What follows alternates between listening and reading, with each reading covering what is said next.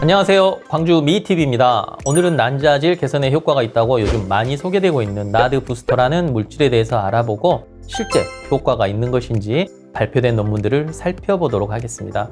기전적으로 너무 깊게 들어가는 것보다 현실적으로 부작용은 없으면서 비용은 크지 않고 효과 면에서 시도해볼 가치가 있는지를 따져볼까 합니다. 현재 이 약은 국내에서 판매하고 있지는 않고요. 해외 직구로 구입해야 한다는 점은 참고 바랍니다. 여성은 30대 중반이 넘어가면서부터 난자의 질적인 면이 비가역적으로 감소하게 됩니다. 당연히 임신 가능성도 줄어들게 되면서 걱정이 많아지게 되는데요. 만약에 난자의 질적인 면을 좋게 만들 수 있다면 획기적으로 임신율을 끌어올릴 수 있기 때문에 그동안 수많은 비타민이나 약물 등이 이 목적으로 사용되어 왔습니다. 하지만 확실하게 통계적으로 유의한 효과가 있다고 밝혀진 것은 현재 사실 없는 실정입니다. 물론 오늘 소개드릴 나드부스라는 물질도 아직 연구할 것이 많이 있는 상황이지만 어떤 기전에 의해 난자의 질이 개선된다는 의학적 타당성이 어느 정도 규명되어 있어서 이 부분을 먼저 설명드리도록 하겠습니다. 나드라는 물질은 니코틴, 아마이드, 아데닌, 디뉴클리오타이드라는 대사산물로서 에너지 대사, DNA 복구 및 후생 유전학적인 세포 항상성 유지에 필수적인 산화 환원 보조인자이자 효소 기질입니다. 한마디로 세포 노화 방지 및 재생에 중요한 성분이라 이렇게 생각하시면 됩니다. 문제는 이 보조인자의 수준이 인체 조직에서 나이가 들면 들수록 감소해서 20대 여성에 비해 50대에서는 절반 이하로 감소한다는 데 있습니다. 그래서 안티에이징 학회에서는 이 나드라는 물질의 전구 물질 복용 등의 치료를 통해 이런 감소 현상을 역전시키면 노년의 세포 활력을 상승시켜 전체적인 항노화 치료에 도움이 될 것으로 보고 실제 현장에서 지금 현재 처방을 하고 있습니다. 그렇다면 난자도 세포니까 이 나드 전구 물질을 복용해서 뭔가 도움이 되는 면이 있지 않을까 하는 생각에서 실험이 하나 시작되었습니다. 생쥐는 약 8개월 정도 살면 난소 기능이 저하되기 시작하는데 여성의 30대 중반에 해당한다고 보시면 됩니다. 실험에서 12개월 된 암컷 생쥐에게 약 4주간 마시는 형태로 나드 전구 물질을 투여했습니다. 실험의 가설은 아까 설명드렸듯이 나이 든 생쥐는 젊은 생쥐보다 나드의 난자내 수준이 감소하고 치료를 통해 그 수준이 젊은 생쥐와 비슷해질 수 있다는 것이었는데 결론은 그 가설이 맞았다는 것을 확인할 수 있었습니다. 지금 나오고 있는 그림을 보시면 젊은 암컷 생쥐에 비해 노화가 진행된 암컷 생쥐의 난자내에는 나드 수준이 감소해 있습니다.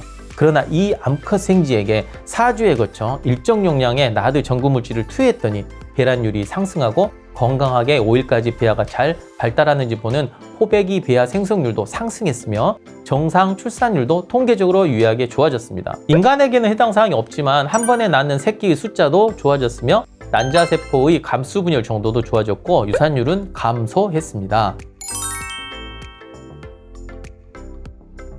아까 말씀드린 내용은 모두 생쥐 실험에 대한 것이고 인간에 대한 대규모 연구는 아직 없는 실정입니다. 그리고 위 실험에서도 저용량을 복용한 군이 상대적으로 고용량을 복용한 군에 비해 출산율 등 여러 지표에서 오히려 더 좋은 결과를 보여서 과량 복용이 더 좋지 않을 수 있음을 시사하고 있습니다.